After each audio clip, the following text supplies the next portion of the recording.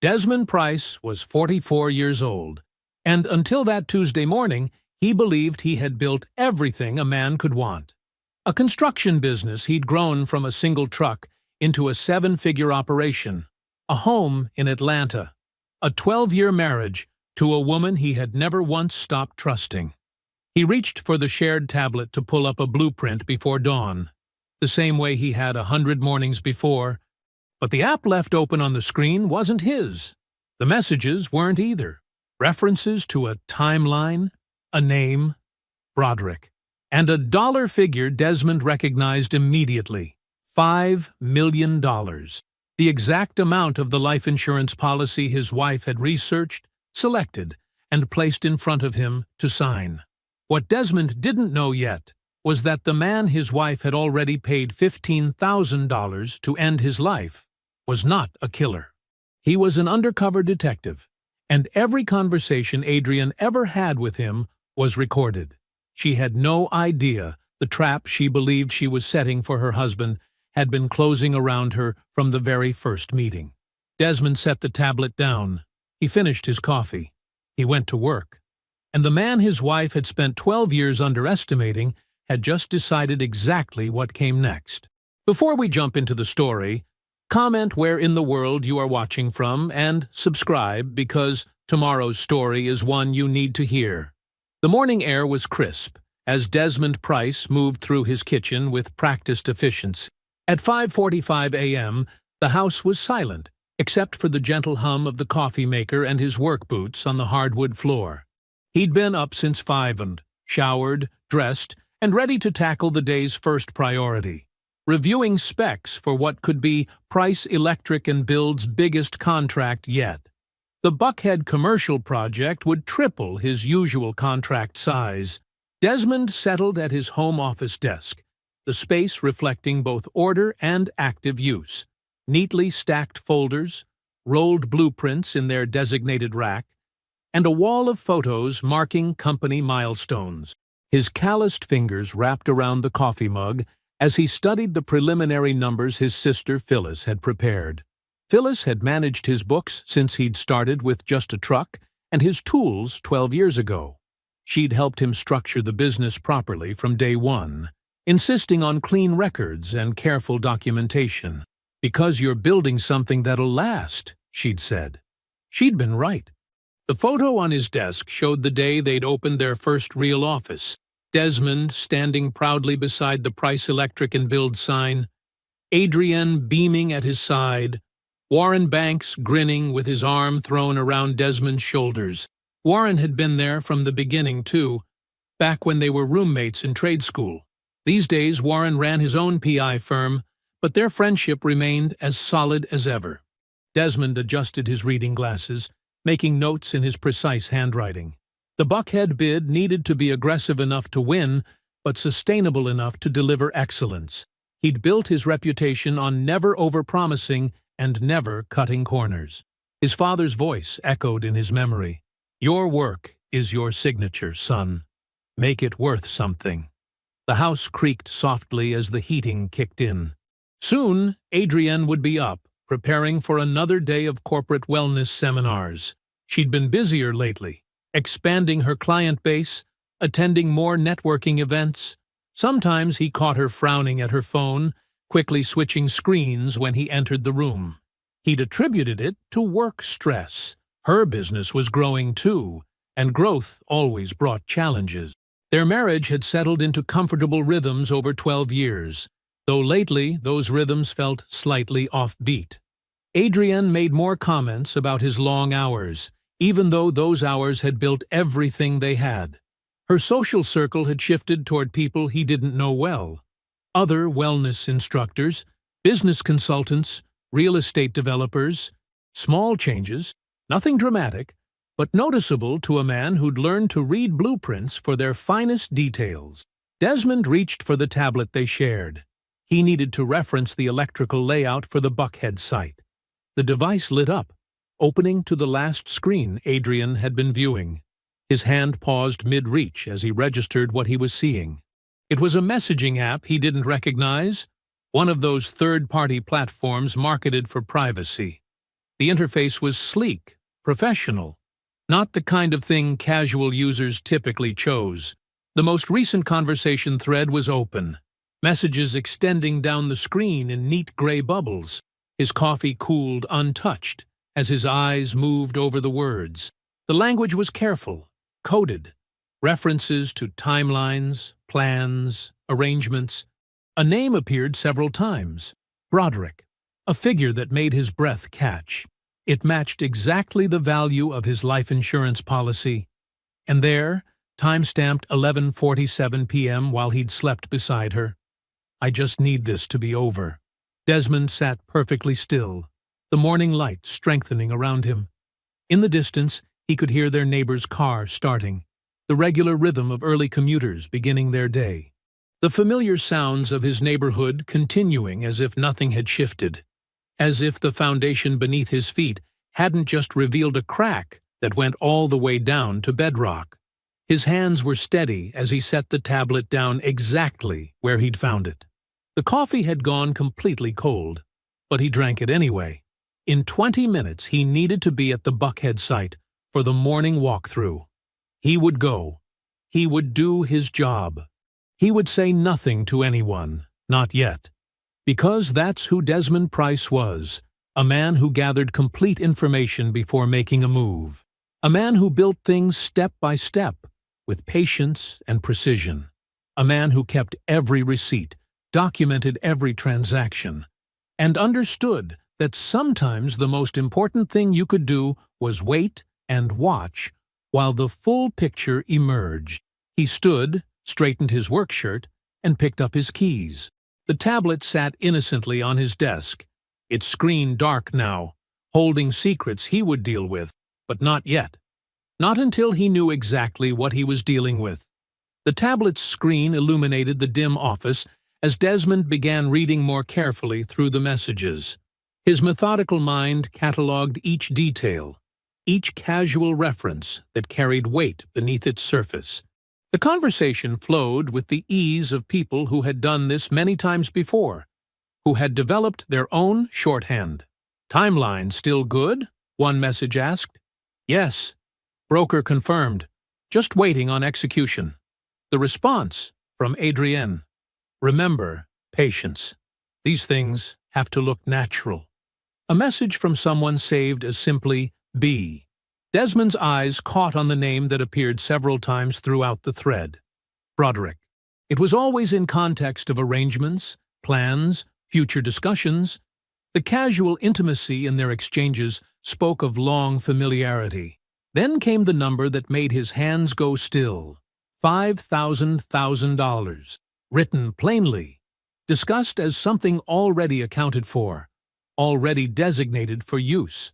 The exact amount of his life insurance policy, the one Adrian had suggested he take out 2 years ago, presenting it as responsible planning for a business owner of his scale. The final message from Adrian, time-stamped 11:47 p.m., sat at the bottom of the screen. "I just need this to be over." While he'd been sleeping beside her, she'd been awake, sending that message. He tried to remember if she'd seemed restless, if he'd felt her move. He couldn't recall. With careful movements, Desmond picked up his phone. He opened the camera app and took several clear photos of the message thread, making sure each significant exchange was captured. He knew from experience working with Warren on various business security matters that documentation was crucial. The app would likely auto-lock soon, and he needed this evidence preserved. Just as he finished, he heard the upstairs floorboards creak. Adrian beginning to stir. Desmond closed the tablet, leaving it exactly as he'd found it. He gathered his site documents and truck keys, maintaining the precise routine of every other morning. When Adrian came downstairs 15 minutes later, he was reviewing the Buckhead specs, coffee mug in hand. She kissed his cheek as she passed, heading for the coffee maker. "Big day at the site?" "Final walkthrough before we submit the bid," he replied, his voice steady. "Should be interesting." "You'll do great, baby. You always do." She smiled warmly, and Desmond wondered how many times she'd performed that exact smile while messaging Broderick. At the Buckhead site, Desmond was flawless.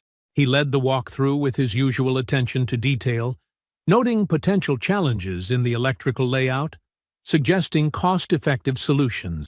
His site foreman commented later that it was one of their smoothest preliminary assessments yet. No one could have guessed that beneath his composed exterior, Desmond was processing the complete upheaval of his world.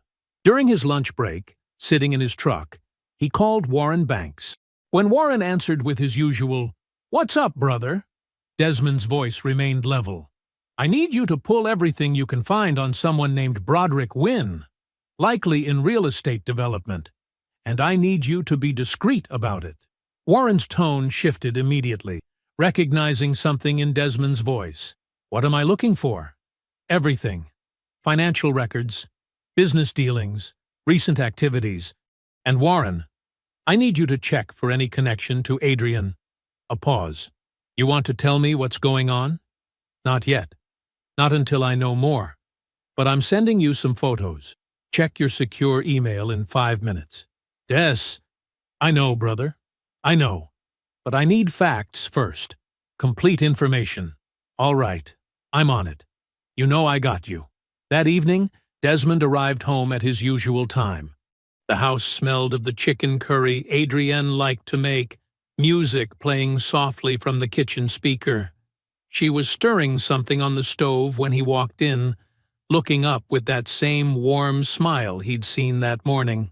"How was the walk-through?" "Good. Team's confident about the bid." He kissed her cheek, just as he had hundreds of evenings before. They ate dinner together, discussing their days. Adrienne talked about a difficult client, laughed at something that happened during her morning seminar. Desmond responded appropriately, asked the right questions, maintained the familiar rhythm of their evening routine. Later, lying in bed, he listened to her breathing even out into sleep. The same bed where she'd lain awake the night before, sending that message. He remained still, his mind moving through what he knew and what he still needed to learn. He had made no decisions yet, except one.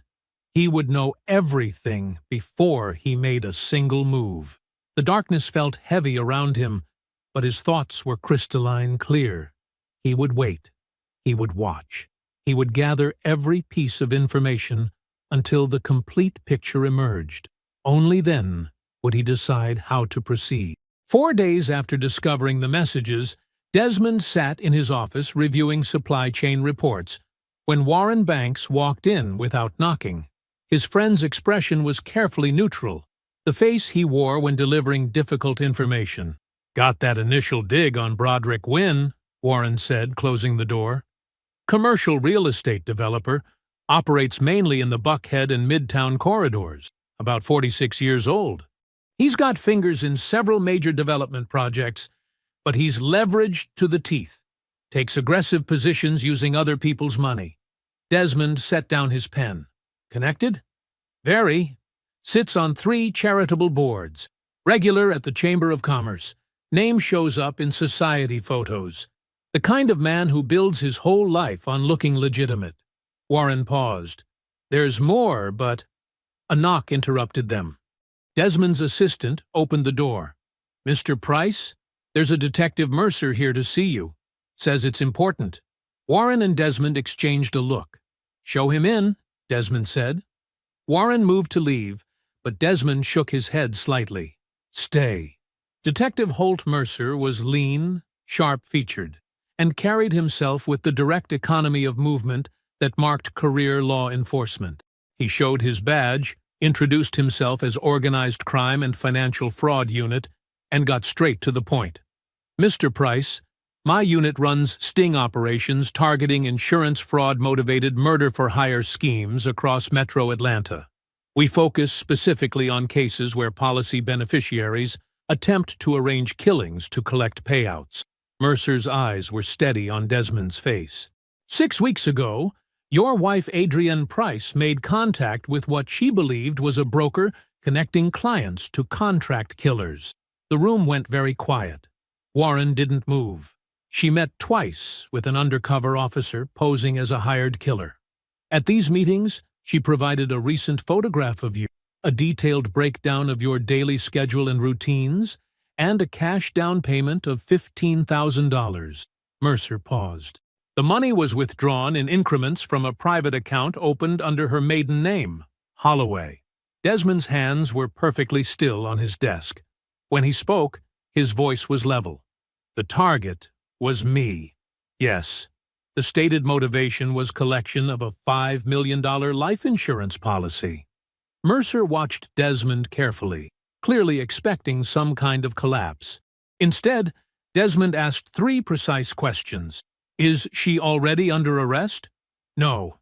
We're preparing to move, but what happens to the case if I request time before you make that move? Mercer blinked, surprised. Depends how much time. How long can you hold? 3 weeks, maybe 4, if I need 5. Mercer stared at him. Mr. Price, most people in your situation. I'm not most people, Detective. And I need 5 weeks. Something in Desmond's absolute stillness seemed to reach Mercer. He studied Desmond's face for a long moment, then nodded slowly. 5 weeks. But I'll need to stay in regular contact. And if anything compromises the case, nothing will compromise your case. You'll have my full cooperation. I just need time to handle some things first. After Mercer left, Warren finally spoke. Des, I need you to expand that investigation. Everything on Broderick Wynn, every connection, every project, every dollar. And I need you to track their contact pattern.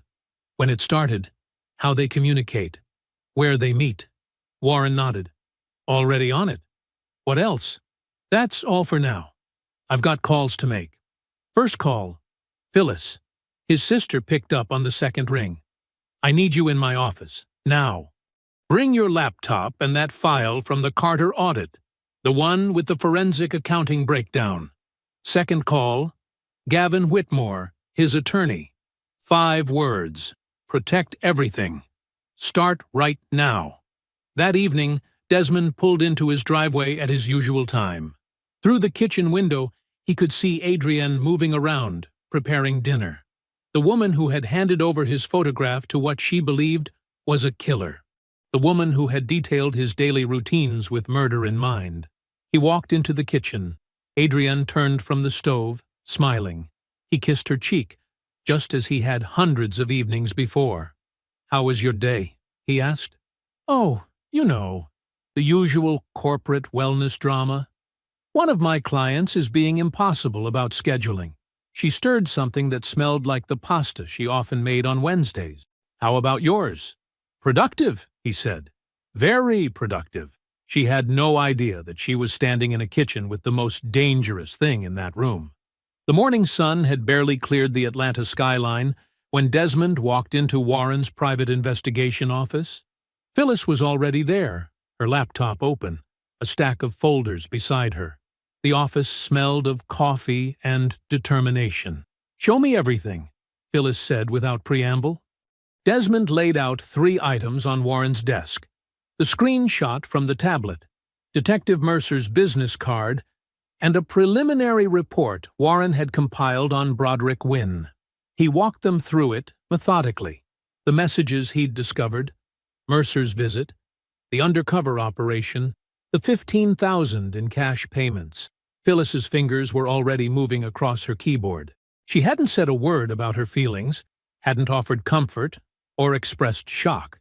Instead, she pulled up Price Electric and Build's financial records from the past 5 years. Start with the insurance policy, she said, her voice clinically precise. When was it initiated? 4 years ago, Desmond answered. Shortly after we crossed 7 figures in annual revenue. Phyllis nodded, typing. Who suggested it? Adrienne. Said we needed to think about responsible financial planning now that the business was growing. Warren leaned forward. She suggested it specifically? More than suggested. Desmond's voice was steady. She did the research, compared providers, ran the numbers on coverage amounts, prepared all the paperwork. I just had to sign. Phyllis's typing stopped. She looked at her brother for a long moment, then resumed with even more intensity. Over the next hour, She reconstructed Adrian's financial movements with surgical precision. Multiple browser tabs opened and closed.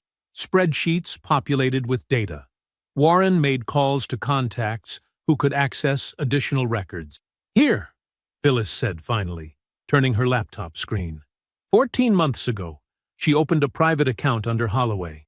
Since then, she's been liquidating personal assets, jewelry, investments, inherited pieces from her grandmother.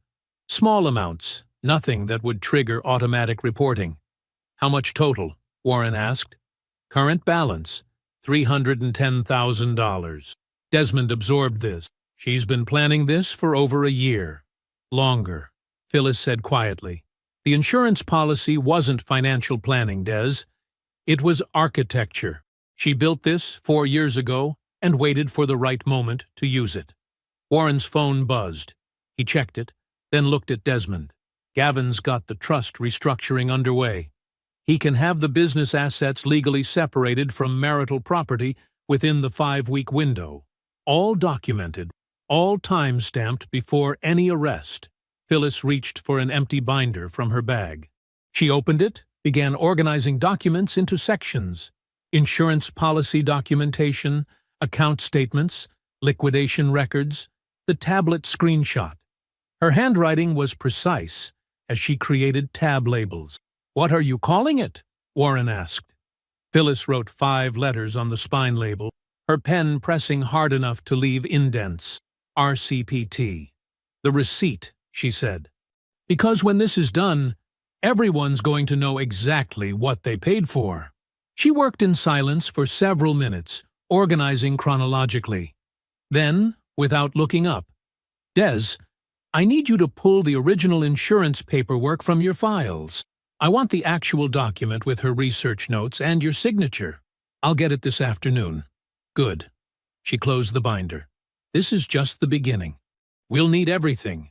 Every email, every document, every transaction. When we're done, this binder will tell the whole story." Warren stood, stretched. "I've got more digging to do on Wynn. His financials are complicated. Multiple LLCs, layered holdings, but we'll unravel it."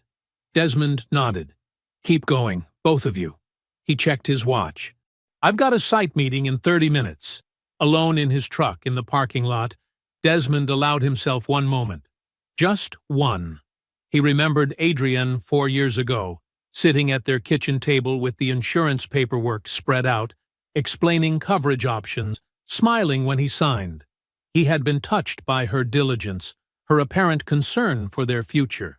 She had handed him a weapon and watched him load it. The moment passed. He folded it away with the same precise movement he used when storing his tools, closed the compartment, locked it. He started his truck and headed to the job site. He had work to do. The restaurant hadn't changed in 9 years. Same warm lighting, same white tablecloth, same intimate booths where they'd celebrated their 3rd anniversary.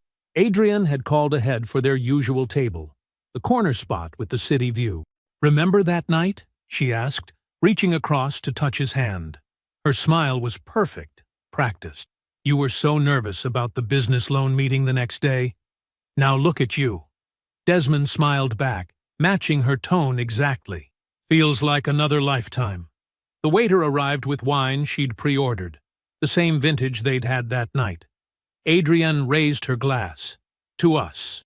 To everything we've built together." He clinked glasses, took a measured sip. She'd planned this carefully, layering memories like brush strokes. The wine, the table, the gentle pressure of her fingers on his wrist. "I've been thinking," she said, "maybe we should plan that trip to Lisbon we talked about. Just get away for a while, reconnect. The business can spare you for 2 weeks." Desmond nodded, his expression warm. "Could be nice. The timing might be tricky with the Buckhead contract, but we could look at dates." "That's what I love about you." She squeezed his hand. "Always thinking ahead, always planning. Sometimes I feel like I married the most responsible man in Atlanta." The waiter returned for their orders. Adrian chose the sea bass, her usual. Desmond went with the steak, medium rare. As the waiter walked away, he carefully arranged his next words. "Speaking of planning," he said, keeping his tone casual, "I've been meaning to mention something." The accountant raised a point about the life insurance policy. Apparently, there might be some tax advantages to restructuring the beneficiary designation. He watched her face with the same attention he gave to checking electrical connection. For just a fraction of a second, something moved behind her eyes. Quick calculations, adjustments, contingencies shifting like tumblers in a lock. Then her smile returned, smooth as glass. "Whatever makes sense, baby." Her voice was warm honey. "You know I trust you with all of that financial stuff." He squeezed her hand back. "I'll have Gavin look it over." Their meals arrived. Adrienne told a funny story about one of her corporate clients. Desmond laughed at exactly the right moments. They shared a dessert, chocolate soufflé, another callback to that third anniversary. She kissed him in the parking lot, a perfectly calibrated mix of affection and promise. The next morning, Detective Mercer's name lit up Desmond's phone. They met in a coffee shop 3 miles from the Price Electric office. "She's getting impatient," Mercer said without preamble. 2 more calls to the broker this week, asking why it hasn't happened yet. "What did your undercover tell her?" "That these things require careful timing. That rushing creates mistakes." Mercer pulled out his phone, set it between them. But she wasn't happy with that answer. He pressed play. Adrienne's voice filled the space between them, crystal clear. "I've been patient for 12 years. I need this done." Desmond listened without expression. "Can I get a copy?" Mercer nodded, sent the file. "There's more. She's been asking about specific dates, wanting to know if it can happen while she's teaching a seminar, building an alibi." Later that afternoon, Warren called. "Wynn's been busy. 3 meetings with commercial lenders in the past week. He's positioning for something big, a development deal that needs serious capital. But here's the thing. His current financials don't support it. He's counting money he doesn't have yet. Money that's supposed to come from your death," Warren confirmed. "The timing lines up. He needs the cash injection from the insurance payout to close the deal." That evening, Desmond sat in his parked truck in the driveway. The house lights were on, Adrienne moving around inside, probably making dinner. He pulled out his phone, found the audio file Mercer had sent. He pressed play. "I've been patient for 12 years. I need this done." Her voice was completely steady. No hesitation, no tremor of doubt. Just calm certainty, like ordering coffee or giving directions. 12 years, the entire length of their marriage. He played it once more, then pocketed the phone. He could smell whatever she was cooking. Probably something special. Another piece of her performance. He opened the truck door and walked toward the house. Warren Banks arrived without calling first, a manila envelope tucked under his arm. His expression told Desmond everything before he said a word. "You need to see this," Warren said, closing Desmond's office door. "All of it." He spread the documents across Desmond's desk. Incorporation papers, financial records, communication logs obtained through legal channels. At the center lay an LLC filing dated 11 months ago. The names crisp and clear. Adrienne Holloway and Broderick Wynn. "Look at the structure," Warren said, pointing. "It's set up specifically to receive and manage a large incoming sum. And this," he pulled another document forward. "The private account she's been feeding? This LLC is listed as the beneficiary." Desmond studied the papers, his expression unchanged. The company's stated purpose was printed in bland corporate language: real estate investment and asset management. "There's more," Warren continued, laying out phone records and email threads. Broderick identified the broker. He made the introduction. He coached her through the initial contact. There are calendar entries, meeting times, everything documented. The evidence spread across the desk like a blueprint, each piece connecting to form a complete picture. This wasn't a crime of passion or desperation. This was architecture. They had built a business partnership with his death as its foundation. "The timing matters," Warren said. 11 months ago. That's when they started positioning. The LLC, the account structure, the broker research. This wasn't reactive. This was strategy. Desmond picked up the incorporation papers, reading the details again. His wife's maiden name looked foreign there, stripped of the identity she'd built beside him. Or perhaps this was always her true signature, and the woman who shared his name had been the foreign element all along. "She didn't just want me gone," Desmond said quietly. "She wanted what I built. She was going to use my own money to build something new with him." Warren nodded. The insurance payout would have been the seed capital, $5 million flowing straight into their ready-made structure. They had the whole thing mapped out. Desmond's phone buzzed. Phyllis calling. He put her on speaker. "The receipt is updated," she said without greeting. "I've added the LLC documents and the beneficiary designation. The financial trail is complete now. We can show exactly how long they've been planning this." "What about Gavin?" Desmond asked. "Just got off the phone with him," Phyllis replied. "The business trust restructuring is done. Everything's separated from marital property, all documented with clear timestamps. It's legally unassailable." Warren gathered the documents, preparing to file them in his growing case folder. "What do you need from me next?" Desmond looked at the LLC filing one last time before Warren packed it away. Broderick Wynn's signature sat there like a challenge, confident, entitled, certain of his own immunity. "Start building his file," Desmond said. "Everything. I want Broderick standing next to her when this lands." Warren nodded, understanding perfectly. "I'll pull every thread. Business records, development deals, financial statements, anything that shows his role in designing this. He thinks he's insulated," Desmond continued, "that he can hide behind her if it falls apart. Make sure he can't." "Already on it," Warren said. "I've got contacts in commercial real estate. People talk, especially about a developer who's promising money he doesn't have yet." Phyllis's voice came through the speaker again. "The timing works in our favor. If they're arrested simultaneously, neither one gets a chance to craft a story that protects the other." Desmond looked out his office window at the Atlanta skyline. Somewhere out there, Broderick Wynn was probably sitting in his own office, making calls about that development deal, confident in the plan he'd architected, certain that Desmond Price was exactly what Adrian had told him, a simple contractor who wouldn't see it coming. "I'll have the complete file on Broderick by the end of the week," Warren said, gathering his things.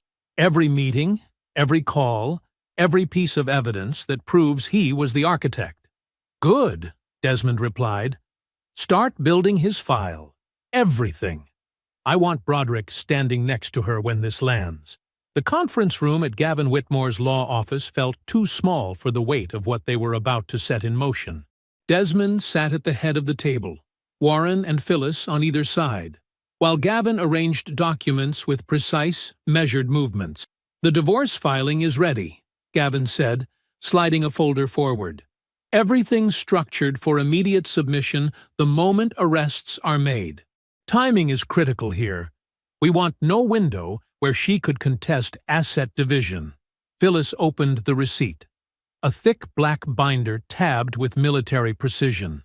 "I've organized everything chronologically," she said. "Starting with the insurance policy research 3 years ago." She turned pages deliberately. "Every document shows her fingerprints. The policy selection, the provider research, the paperwork she prepared for your signature." Warren leaned forward, studying the tabs. "The financial timeline is clear now. 14 months of systematic liquidation into that private account. The LLC formation, the broker payments. It reads like a business plan because that's exactly what it was." "The business trust restructuring is complete," Gavin added. "All company assets are legally separated from marital property. The time-stamped documentation is pristine.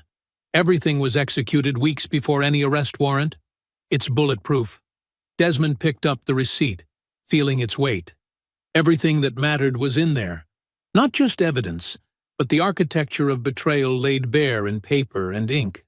"I've added the transcript of her recorded conversation with the undercover officer," Phyllis said quietly, "including the 12 years quote.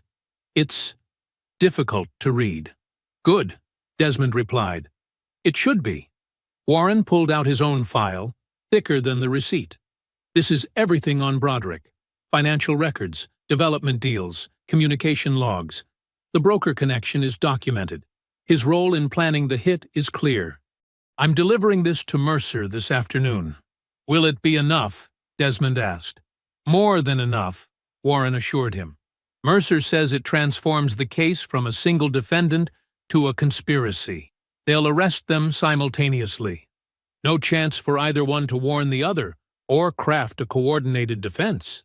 Gavin studied his legal pad. "The timing sequence is critical. Arrests first, divorce filing immediately after, then the asset protection measures activate automatically. Everything's pre-positioned." They spent another hour reviewing details, synchronizing timestamps, ensuring no gap existed where either Adrian or Broderick could slip through. When they finished, the receipt sat closed on the table, a black book containing the end of a marriage and the beginning of consequence. "Claudette's coming for dinner tonight," Desmond said suddenly. "Adrian's mother." The room went quiet. They all knew Claudette, her genuine warmth, her complete innocence in this. "You don't have to do that," Phyllis said softly. "We could move everything up." "No," Desmond replied. "She deserves one last normal evening. She didn't do anything wrong." Later that night, Desmond sat across from Claudette at his dining room table while Adrienne cleared plates. Claudette talked about her garden, her church group, the normal threads of a life untouched by what was coming. Her affection for him had always been genuine. She saw him clearly in a way her daughter never had. As she was leaving, Claudette pulled him aside in the foyer. Her hand on his arm was warm, maternal. "My daughter can be a lot," she said quietly. "I know that better than anyone. But you're a good man, Desmond. Don't let anybody take that from you." He watched her taillights disappear down the street, thinking about the letter he'd already drafted. Handwritten, factual, carrying no anger. She deserved to hear the truth from him directly, not piece it together from news reports. That would come later. Inside, Adrienne was loading the dishwasher, humming something under her breath. She smiled when he walked in. "Mom always stays too late," she said lightly. "I like your mother," he replied, and meant it. After Adrienne went upstairs, Desmond sat in his office for a long time, looking at the receipt on his desk. Then he picked up his phone and called Mercer. One sentence: tomorrow. The sun was barely cresting the Atlanta skyline when Desmond pulled his truck into the Buckhead construction site. Steam rose from his travel mug as he reviewed the day's workflow sheets, marking inspection points with the same steady precision he'd shown every morning for 20 years. His site foreman, Marcus, approached with questions about the electrical rough-in schedule. Desmond answered each one clearly, his voice carrying its usual calm authority. "You sure about that third-floor timing?" Marcus asked, squinting at the schedule. "Inspector's coming Thursday," Desmond replied. "We'll be ready." He made a note in his battered work journal, the same way he had yesterday. Would tomorrow. The weight of what was coming sat in his chest like a stone, but his hands remained steady. The morning progressed with mechanical normalcy. Desmond walked the site, checked junction boxes, consulted with his crew leads. At 9:45, he approved a materials delivery and signed the invoice without hesitation. The signature looked exactly like every other he'd ever written. 7 minutes later, across town, 2 plainclothes officers walked into the Meridian Conference Center, where Adrienne Price was leading a corporate wellness seminar for 14 financial services employees. They waited until she finished a sentence about workplace mindfulness before approaching the podium. "Adrienne Price?" the lead detective said, loud enough for the room to hear. "You're under arrest for solicitation of murder. conspiracy to commit murder, and financial fraud. The room coordinator would later describe how Adrienne's professional smile froze in place as the officers read her rights, how she maintained perfect posture as they led her out past her stunned attendees, how her heels clicked precisely on the marble floor until the last echo faded. Simultaneously, at the gleaming offices of Wynn Development Group, Broderick Wynn was escorted from a lender meeting in handcuffs. The same charges echoed through his corner office: conspiracy to commit murder, financial fraud. By 10:30, their jointly held LLC was frozen.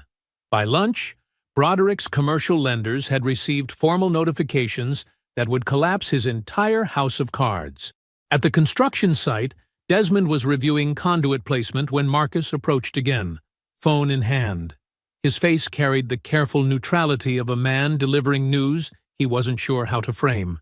"Mr. Price," he said quietly, "don't know if you've seen what's happening, but there's some news about Mrs. Price." "I've seen it," Desmond replied evenly, making another note in his journal. Marcus shifted his weight. "You want to take some time? We can handle things here." "No need," Desmond said. "The inspector's coming Thursday. We've got work to do." He continued his rounds, checking junction boxes, signing off on progress reports. His phone buzzed constantly in his pocket, but he let each call go to voicemail. At 11:15, when Gavin Whitmore's number appeared, he finally answered. "It's done," Gavin said without preamble. "Divorce papers filed the moment arrests were confirmed. Assets are protected. Business structure is untouched. Everything executed exactly as planned." "Thank you," Desmond replied, and ended the call. He walked to his truck and sat in the familiar quiet of the cab. The weight in his chest, the one he'd carried for weeks, for months, maybe for years without knowing it, had lifted. In its place was something lighter, cleaner. Not happiness, exactly, but peace. He pulled out his phone one last time and called Warren. "It's done," he said simply. "About damn time," Warren replied. "Now go eat something. You look like you've lost 15 pounds. Desmond drove to a small diner 3 blocks from the job site, a place he'd eaten hundreds of times over the years. The vinyl booth creaked under him as he settled in. The waitress, Mary, brought coffee without being asked. "The usual?" she asked. "The usual," he confirmed. She returned with a club sandwich and fries. Desmond ate slowly, methodically, tasting each bite for what felt like the first time in weeks. Sunlight streamed through the window, warming his hands on the coffee cup.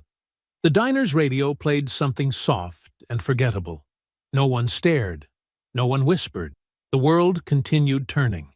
It was the most peaceful meal he had eaten in months. 2 days after the arrests, Desmond stood in his kitchen, watching morning light filter through windows he'd installed himself years ago. The house felt different now, emptier, cleaner somehow. He'd had the locks changed the morning after the arrests, the security code reprogrammed. The black binder labeled "The Receipt" sat centered on the kitchen table where they'd shared thousands of meals. His attorney had arranged the meeting for 10 o'clock. At 9:58, he heard a car door close in the driveway. Precise footsteps on the walkway. A hesitation at the front door before the knock came. Desmond opened the door to find Adrienne standing there in a cream-colored blouse and tailored slacks, dressed for a corporate seminar, not a confrontation. Her makeup was flawless, her posture perfect. Only the slight shadows under her eyes suggested she'd spent 48 hours in county lockup before making bond. "Thank you for agreeing to meet," she said, her voice carrying its usual warm professionalism. Desmond stepped aside to let her enter. She moved through the familiar space with practiced ease, though her eyes flickered briefly to the empty spots where her decorative touches had been. He'd packed those away the night before. The throw pillows she'd chosen, the artful bowl of potpourri, the framed affirmations she hung in the hallway. They sat across from each other at the kitchen table. Sunlight caught the gold of her wedding ring, still there, still performing its role. The black binder sat between them like a judge's gavel. "I asked for this meeting," Desmond said quietly, "because I want you to understand exactly what I know." He opened the receipt to its first tab. "The life insurance policy you researched 4 years ago. The one you selected the provider for. The one you set the coverage amount on. The one you prepared all the paperwork for and put in front of me to sign." He turned to the next section. "Your private account, opened under your maiden name. 14 months of systematic withdrawals from our joint savings. $310,000 moved in amounts small enough to avoid automatic flags." Adrienne's face remained composed, but her fingers tightened slightly on the edge of the table. "The LLC you formed with Broderick 11 months ago," Desmond continued, his voice steady, "structured specifically to receive and manage a large incoming sum. Your maiden name on the paperwork there, too." He laid out each piece with the same careful precision he used to map electrical systems. "The $15,000 you withdrew in cash for the down payment. The broker Broderick connected you with. The meetings you took with what you thought was a hired killer." He reached for his phone. "And this." Her voice filled the kitchen, clear and cold. "I've been patient for 12 years. I need this done." Tears welled in Adrienne's eyes, perfect, practiced tears that might have moved him once. "Desmond," she said softly, "you don't understand what it's been like. All these years, watching you pour everything into the business while I stood in your shadow. I felt invisible, undervalued, like all the sacrifices I made meant nothing." When he didn't respond, she tried another approach, leaning forward with urgent sincerity. "Broderick, he manipulated me, pressured me. I was afraid of him, of what he might do if I backed out. This wasn't my idea, Des. You have to believe that." Desmond looked at her for a long moment. The woman he'd built a life with. The woman who'd stood beside him in the lean years. The woman who had never really existed. "You picked the insurance policy, Adrienne," he said quietly. "You researched it. You handed me the paperwork. You gave them a photograph of me." The silence stretched between them, heavy with everything she couldn't explain away. "I know exactly who you are," he said finally. "I just didn't know it soon enough." He stood, gathering the receipt into his hands. "My attorney will handle everything from here. Leave your key on the table." Without another word, without a backward glance, he walked out of the kitchen. He went to his workshop in the back, where he'd spent countless hours building things with his hands. He stayed there until he heard the front door close, until a car started and pulled away. When he returned to the kitchen, her key sat in the center of the table, catching the afternoon light. He picked it up, walked to the front door, and turned the new deadbolt with a final, decisive click. In the quiet of his home office, Desmond sat at his father's old workbench, now serving as a desk. A single sheet of cream-colored stationery lay before him. He'd chosen it carefully.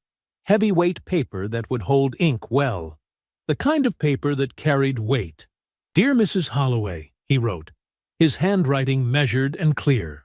He laid out the facts without emotion or accusation. The insurance policy, the private account, the LLC, the recorded meetings, each detail precise as a blueprint. He included nothing about his feelings, nothing about betrayal, just truth, offered as a courtesy to a woman who had always treated him with genuine warmth. At the end, he wrote simply, "I wanted you to hear this from me directly, rather than piece it together from news coverage. I hold no ill feelings toward you. With respect, Desmond Price." He sealed the envelope and delivered it to Gavin Whitmore's office for forwarding. The consequences arrived like dominoes falling in slow motion. Adrienne's attorney, faced with the receipt's meticulous documentation and the crystal-clear audio recording, advised against trial. The plea agreement came quickly. 17 years, eligible for parole after 12. The corporate wellness company she'd built dissolved within weeks. No client would touch a brand associated with attempted murder for hire. The organization that licensed her seminar curriculum terminated her agreement with a public statement distancing themselves. Broderick Wynne, desperate to salvage something, attempted to cooperate against Adrienne. He detailed everything: her initial approach, her enthusiasm for the plan, her careful staging of the murder scenario. The prosecution took his testimony and charged him anyway. 14 years. His major development acquisition collapsed immediately. Two business partners filed civil suits targeting the LLC. His commercial real estate financing evaporated across every active project. In an industry built on reputation, he became radioactive. Desmond sold the house without ceremony. He packed what mattered: his tools, each one maintained with care, his father's sturdy workbench, scarred from decades of honest use, and a single photograph, himself and Warren grinning like boys on the day Price Electric and Build landed its first commercial contract. Everything else he left behind. 20 months passed, like water. The Buckhead project finished on time and under budget, generating 3 new contracts in its wake. Price Electric and Build now employed 47 people, most from the West Side neighborhoods where Desmond grew up. He launched the apprenticeship program he'd always wanted, giving young men aging out of foster care the same chance his father had given him: tools, training, and trust. He bought a modest house on a half-acre outside the city, built a workshop out back with his own hands, started crafting furniture on weekends, wide plank oak tables with mortise and tenon joints, built to last generations. He never sold them. He gave them away, to Phyllis, to Warren, to a young couple from his old neighborhood who reminded him of himself at their age. Warren and his wife came every Sunday, filling the house with comfortable noise. They ate too much, argued about football, told the same stories they'd been telling for 20 years. Phyllis brought her family every other week, her husband coaching high school basketball, her teenagers calling him Unc, and raiding his refrigerator without apology. He kept it stocked for them. 2 months after his letter, Claudette Holloway called. For 30 seconds, she couldn't speak. When she finally did, her voice carried years of weight. "Desmond, I'm so sorry." "Mrs. Holloway," he said gently, "this has nothing to do with you." Early morning light filtered through the workshop windows he'd installed himself, because building was what he knew. The wide plank oak dining table before him was taking shape. Mortise and tenon joints, clean and true. Built to seat 10, built to last 100 years. He ran his hand along the edge, feeling for imperfection. The wood was smooth under his fingers. Somewhere across the state, Adrienne Price entered the correctional facility on a Tuesday. Desmond was in his workshop, sanding oak. He had already forgotten what day it was. He worked until the edge was perfect, because that's what he'd always done: build things that last. I hope you enjoyed that one. Be sure to like the video and subscribe so you don't miss the next story. I've picked out 2 more for you that I think you'll really like.